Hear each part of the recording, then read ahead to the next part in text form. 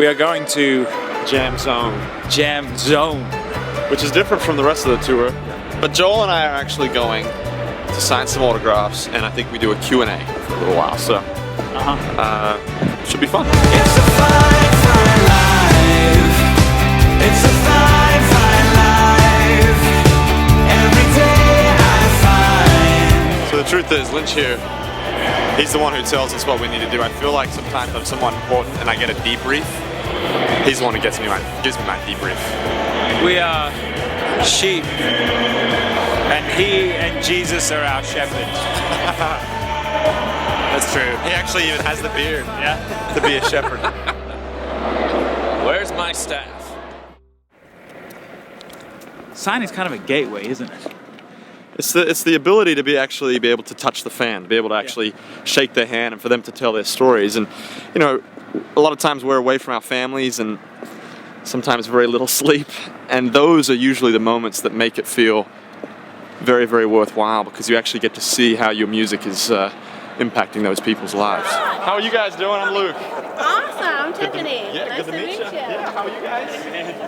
Yeah, let's get a picture on there. But you sort of live, I think, beyond the signing line. You live in a bit of a bubble. You're kind of insulated into stages and tour buses, and you don't ever, if you're not careful, you lose complete connection with the audience. So I think for both of us, we really prize that. It's less about scribbling on a piece of paper, and it's more about the fact that, you know, you can shake a hand and look in their eyes and they can tell you a story, or you can say a kind word. That's what really makes it worth it, you know.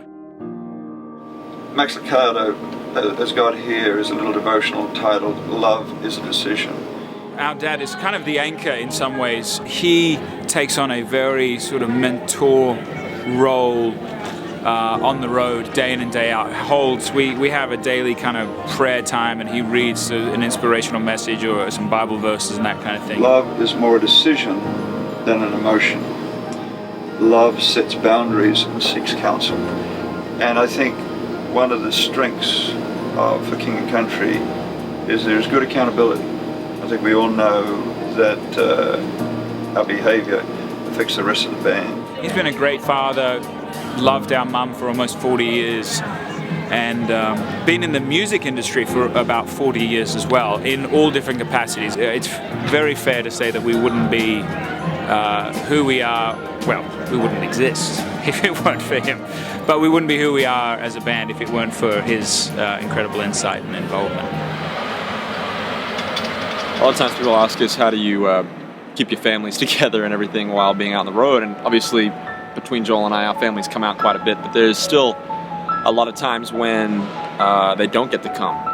And one of the things that we kind of have a policy of, unless we are live on the air or on television or something, that we take those phone calls or those FaceTimes, or we try to reach out as much as we can, because my greatest legacy isn't what I do up on stage. My greatest legacy is how I love my wife and how I love my kids.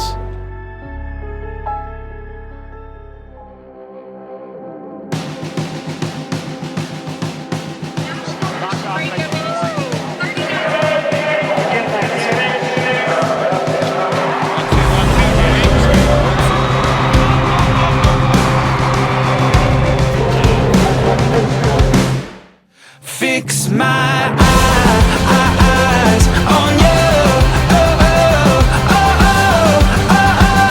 on you.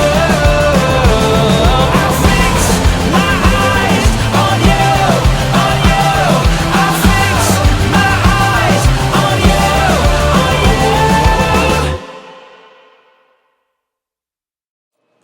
As you can see, I'm in my PJs. This is legit day in the life. This is exactly what I do every day.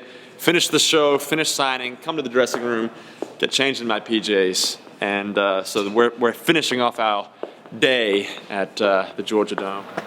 This is what an empty dome looks like when you've done a wonderful show and seen a lot of amazing things take place. Women!